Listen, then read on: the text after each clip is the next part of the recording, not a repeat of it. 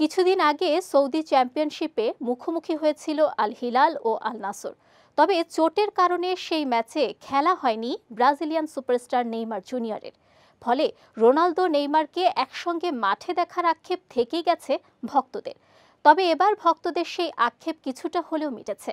মাঠে দেখা না হলেও মাঠের বাইরে ঠিকই সাক্ষাৎ হয়ে গেল এ দুই তারকার।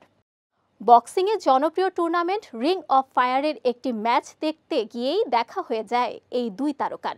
এ সময় দুজনই বেশ হাসি খুশি ছিলেন, যেখানে রোনালদোকে ব্রিটিশ বক্সার অ্যান্থনি জশুয়ার সঙ্গে বসে থাকতে দেখা যায়। পরবর্তীতে ব্যক্তিগত গাড়িতে সেখানে হাজির হন নেইমার। এক পর্যায়ে এই আল হিলাল তারকার সঙ্গে দেখা হয়ে যায় রোনালদোর। দুজন হাত মিলিয়ে কথা বলেন।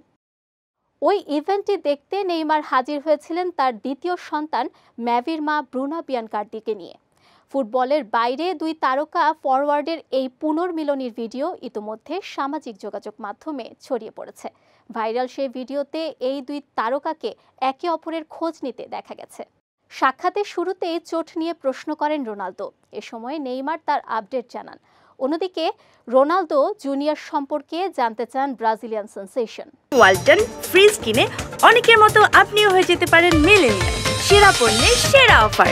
ফুটবলের বর্তমান সময়ের অন্যতম সেরা দুই তারকা মূলত হাজির হয়েছিলেন বক্সিংয়ে জনপ্রিয় টুর্নামেন্ট রিং অফ ফায়ারের একটি ম্যাচ দেখতে, যেখানে টাইসন ফুরি এবং ওলেকজান্ডার উজাইক মুখোমুখি হয়েছিলেন।